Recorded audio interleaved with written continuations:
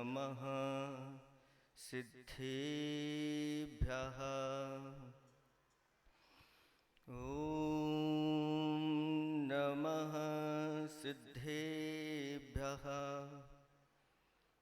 ॐ नमः सिद्धेभ्यः।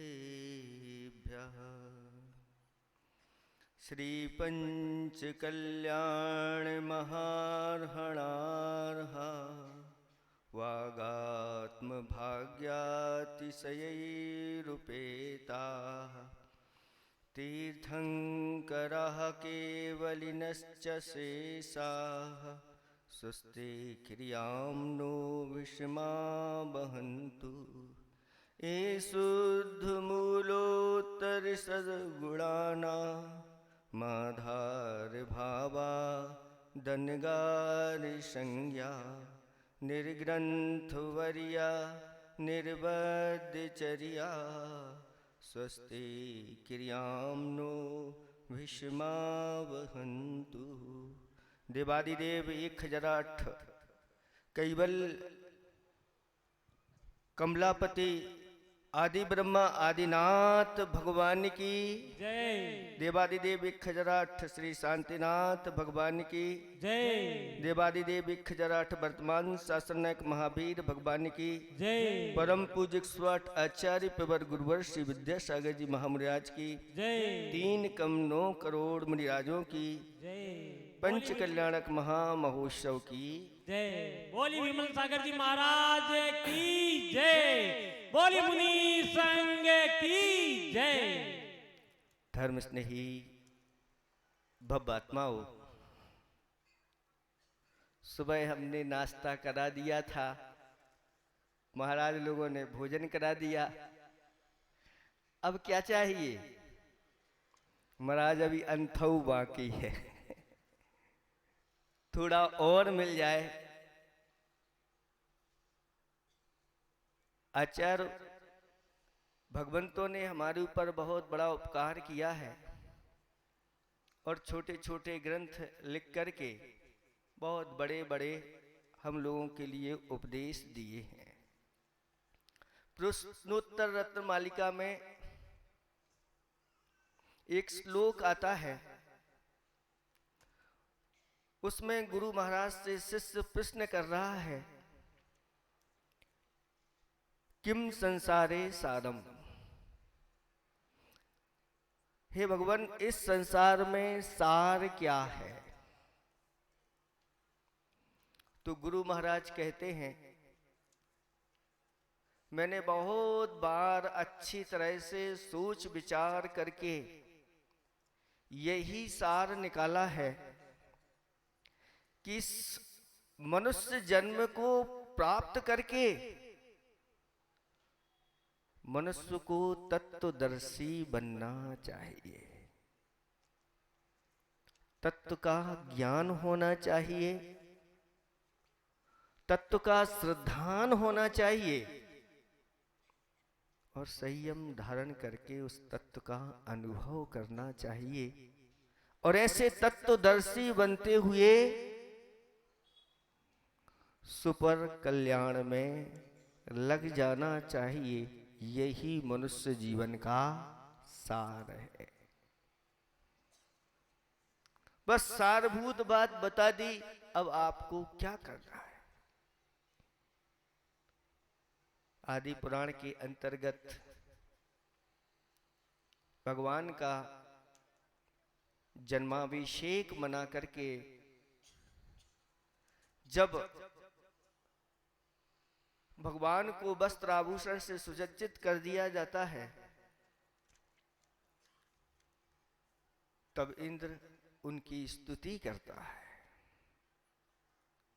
और स्तुति में वह उनके 10 भावों का वर्णन करते हुए उनको नमस्कार करता है।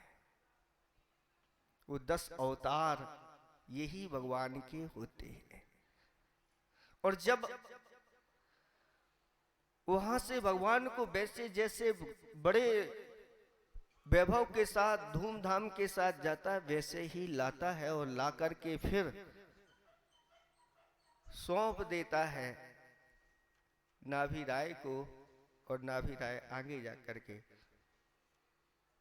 मरु देवी को पहुंचा देते हैं सची के माध्यम से। और वह स्वधर्मेंद्र तांडव नृत्य करता है, ऐसा नृत्य जो कोई दुनिया में कर नहीं पाता। उसको देख करके सभी लोग आश्चर्यचकित होते हैं। उस साथ साथ में वह आनंद नाम का नाट्य करता है। उस नाट्य में भगवान के 10 भवों का वह प्रदर्शन कर देता है कि 10 भव पूर्व में 10वें भव में वह महाबल नाम के विद्याधर राजा थे। तब उन्होंने कहा कि भगवान आप भी महाबल को धारण करने वाले हैं और पूर्व 10वें भव में आप महाबल नाम के महाशक्तिशाली विद्याधर राजा थे, इसलिए आपको नमस्कार हो। वह महाबल महाविद्याओं का स्वामी था, अनेक राजाओं का स्वामी था और उसके लिए सभी प्रकार के सुख मिले हुए थे। उन सुखों के साथ उसका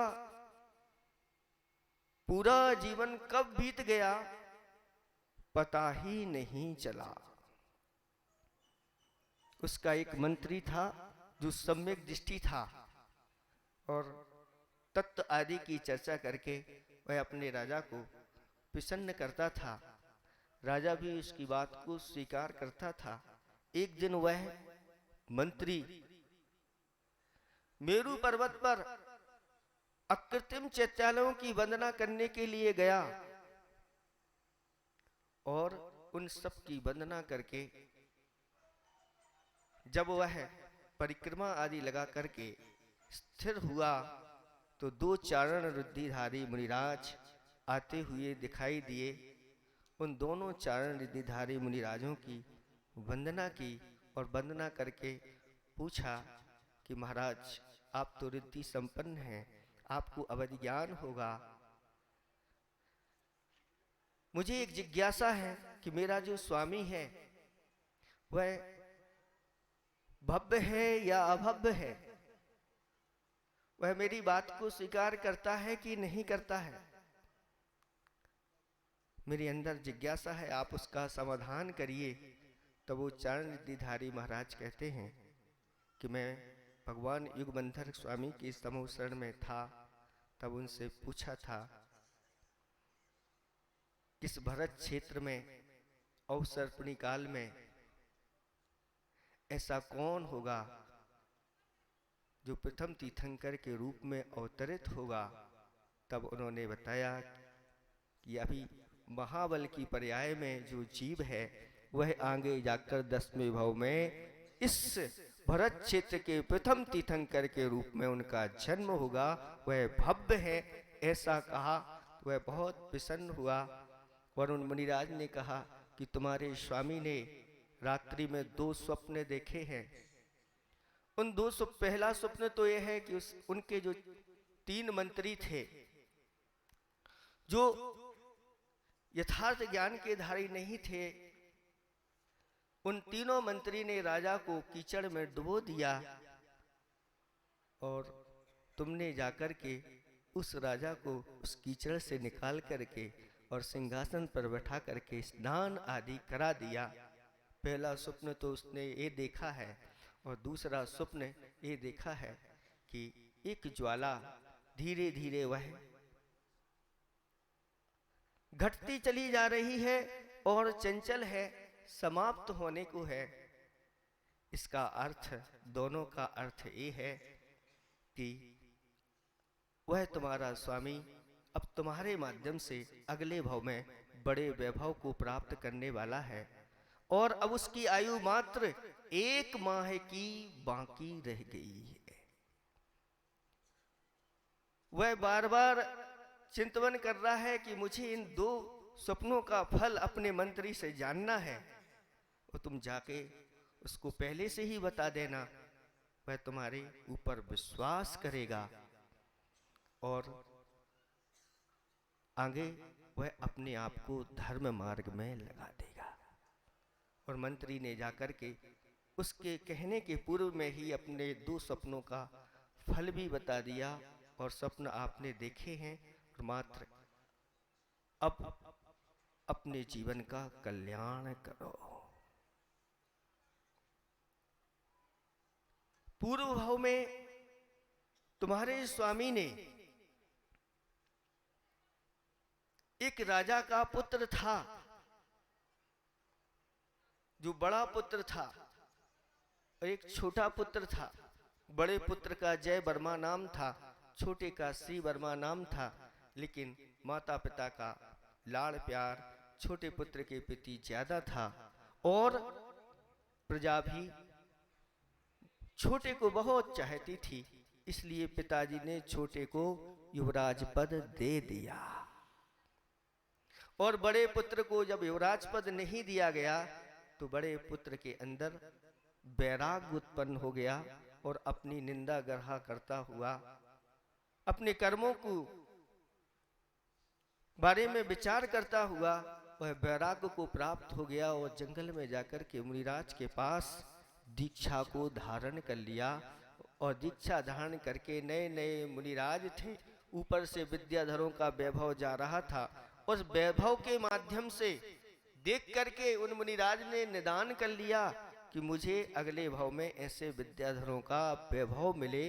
उसी समय सर्प ने उन मुनिराज को डस लिया और मृत्यु को प्राप्त हुए, और अगले भाव में ये महाबल नाम के विद्याधर राजा हुए, और पूर्व भाव के निदान के माध्यम से इसके प्रति आकर्षित रहे और अपने जीवन में धर्म नहीं कर पाए। अब जाकर के उनको समझाओ। मंत्री ने जाकर के समझाया, और महाबल ने वैराग्य को धारण कर लिया। अपने ही उद्यान में जाकर के अष्टानिक महापूजा की, और अष्टानिक महापूजा के बाद जो बाकी के बचे हुए 22 दिन थे, उन 22 दिनों में संन्यास धारण करके और महान तप किया, पंच परमेष्टि का स्मरण करते हुए अंत में मरण को प्राप्त हो गए, और जाकर के स्वर्ग में ललितांग नाम के महारिद्धिधारी देव बन गए। तब इंद्र ने वहां पर ललितांग नाम से उनकी स्तुति की कि हे भगवान, आपका यह शरीर अत्यंत सुंदर है, ललित हैं, आपके प्रत्येक अंग ललित हैं, और आप पूर्व में 9वें भाव में स्वर्ग में ललितांग नाम के महारिद्धिधारी देव थे, इसलिए आपको नमस्कार हो। इस प्रकार देवों का वह स्वर्ग का सुख भोग करके एक सागर की आयु जिसमें असंख्यात वर्ष होते हैं, ऐसे वहाँ के सुखों को प्राप्त होकर के वहाँ से च्युत होकर के फिर वज्र जंघ नाम के वह राजा हुए, जिनकी जंघाएं वज्र की थी। ऐसे वह वज्र जंघ एक दिन उनके पिताजी को वैराग्य हो गया था, उनको केवल ज्ञान आदि की प्राप्ति हुई। तब वह जा रहे थे, रास्ते में एक जगह पड़ाव किया, और जो अपने लिए शुद्ध भोजन बनाया था, संयोग से 2 मुनिराजों का आगमन हो गया और उनका पड़गाहन किया, और पड़गाहन करके उनके लिए आहार दान दिया। वहीं पर 4 जीव और बैठे हुए थे, एक न्योला था, एक बंदर था, एक बाघ था और एक सूकर था। ऐसे 4 जीव उस दान की अनुमोदना कर रहे थे, और वह वज्रजंग का जीव उसने मुनिराजों को दान दिया। विषय भोगों में लिप्त रहता हुआ मरण को प्राप्त हुआ। चूंकि मुनिराजों को आहार दान दिया था, इसलिए मनुष्य आयु का वंद किया और जाकर के भोग भूमि में आर्य बन गया। तब वहां भी स्तुति की कि आप पूर्व में आर्य थे भोग भूमि में, और वर्तमान में भी आर्य यानी अच्छे अच्छे गुणों से आप सुशोभित हैं और गुणवानों के द्वारा पूज्य हैं, इसलिए आप आरी हैं, आपकी जय हो। और जब आरी के रूप में वहां पर वह था और साथ साथ में उसकी जो पूर्व में पत्नी थी श्रीमती नाम की पत्नी, वह भी भोग भूमि में साथ थी, तब उस भोग भूमि में जाकर के उन मुनिराजों ने, चारण रिद्धि मुनिराजों ने जाकर के उनको अच्छी तरह से धर्म का स्वरूप बदलाया, संबोधन किया और वहां जाकर के उनको सम्यक दर्शन की, दोनों को प्राप्ति कराई और वहां के सुख भोग करके स्वर्ग में जाकर के वह श्रीधर नाम के देव हुए। तब वहां जाकर के भी उन्होंने स्तुति की कि हे भगवान, आप श्री यानी संपदाओं को धारण करने वाले हैं और पूर्व भाव में भी आप श्रीधर देव थे, वहां आपने अनेक प्रकार के सुखों को प्राप्त किया, ऐसे आपके लिए नमस्कार हो। और वहां के सुख भोग करके फिर यहाँ सुभृति नाम के नरेश राजा हुए और उनका एक पुत्र था केशव। उस केशव पुत्र को वह हमेशा अपने साथ रखते थे, सिंहासन पर भी साथ बिठाते थे, सारी क्रियाएं उसको साथ साथ करते थे, ऐसा अनुराग उस पुत्र के साथ था। एक दिन वह पुत्र के साथ वन विहार के लिए गए और एक नाले में देखते हैं कि एक बंदर अपने पुत्र को, छोटी सी जो बंदरिया थी उसको लिए हुए है और बहुत लाड़ प्यार कर रहा है, उसकी चंचलता वह देख रहे थे।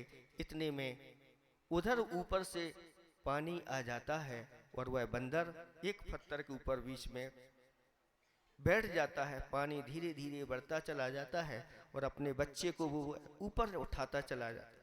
जब पानी ज्यादा बढ़ जाता है तो अपने सिर पर रख लेता है और सिर पर जैसे जैसे पानी बढ़ता है और वह बंदर डूबने लगता है, तो स्थिति ऐसी होती है कि अपनी उस बंदरिया को वह सिर से उतार करके अपने पैरों के नीचे रख करके खड़ा हो जाता है। इस दृश्य को देख करके उस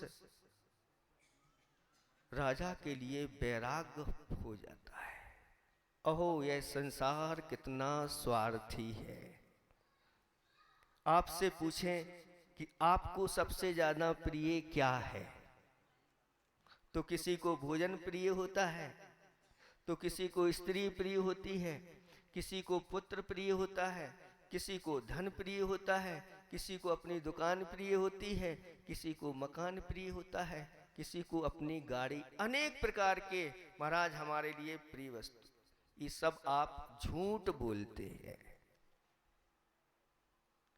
इसलिए आचार्य भगवंतों ने कहा कि संसार में अगर प्राणियों को कुछ प्रिय है तो अपने प्राण सबको प्रिय होते हैं।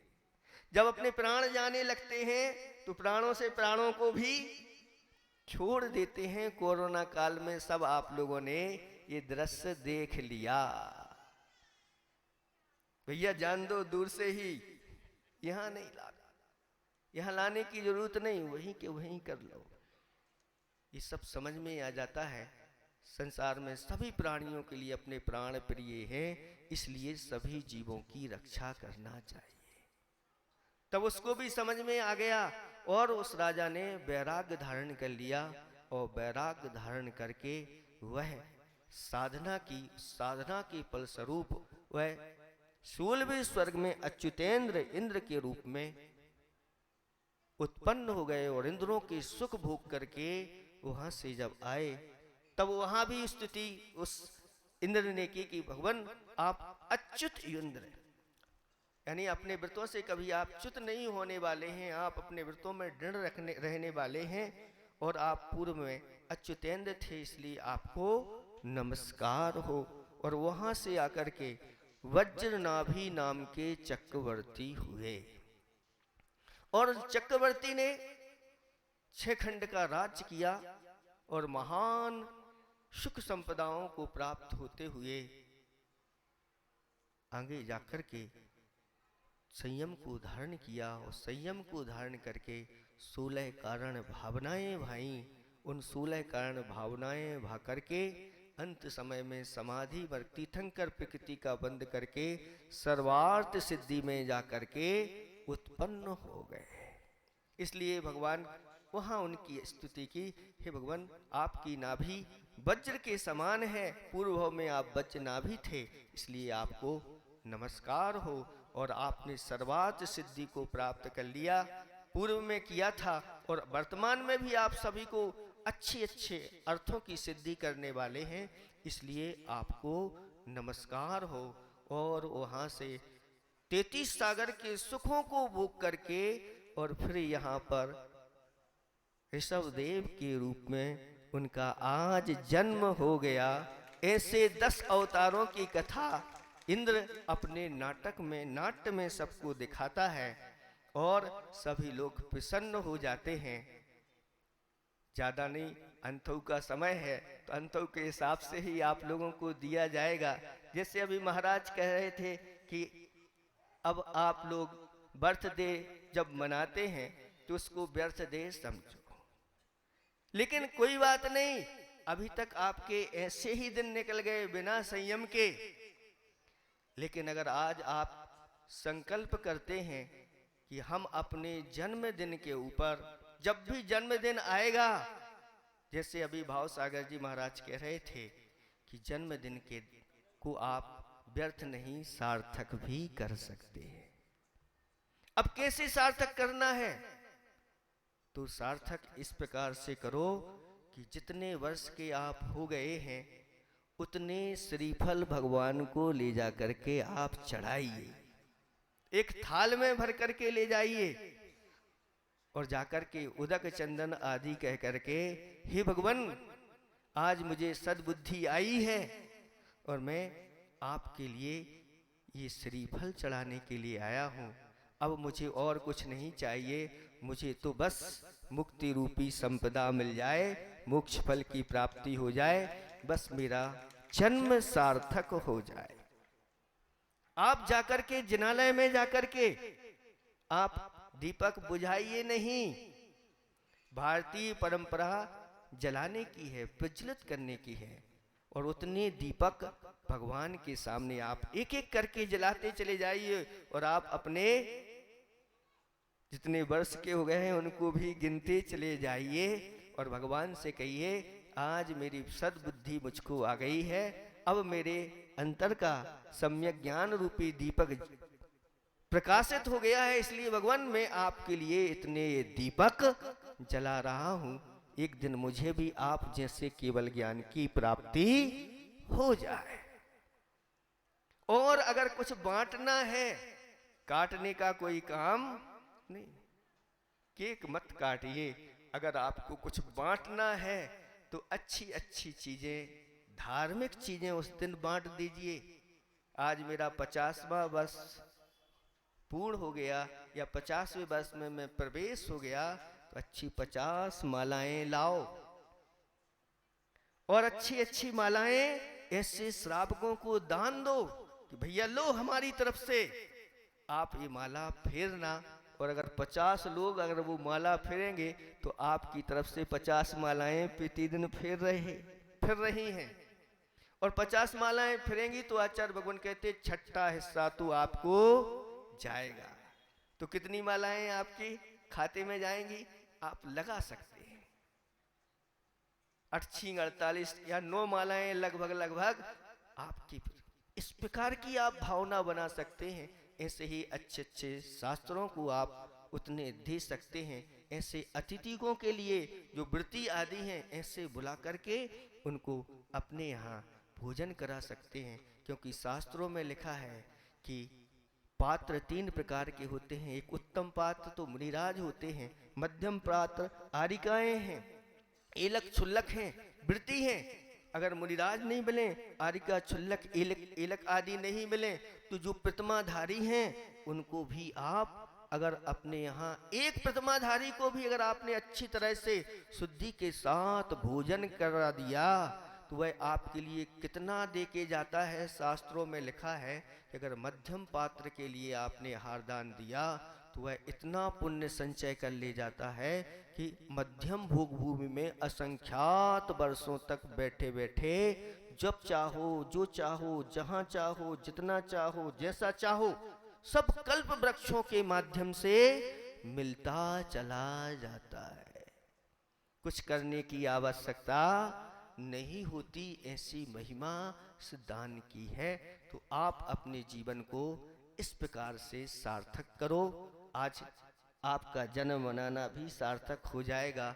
कितने लोग आज तैयार हैं, आज परीक्षा की घड़ी है आप लोगों की, कितने लोग तैयार हैं कि हम ऐसे ही जन्म दिवस को बनाएंगे, भगवान के पास जाएंगे, अभिषेक शांति धारा करेंगे, दीपक जलाएंगे, उतने हम श्रीफल आदि, अगर शक्ति नहीं है उतने श्रीफल चढ़ाने की तो छोटे फल चढ़ा लेना, इतना तो करना, लेकिन उतने फल जरूर चढ़ाना।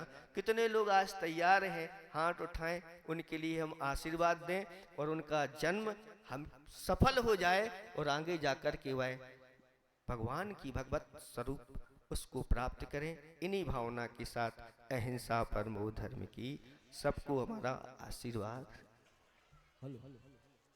परम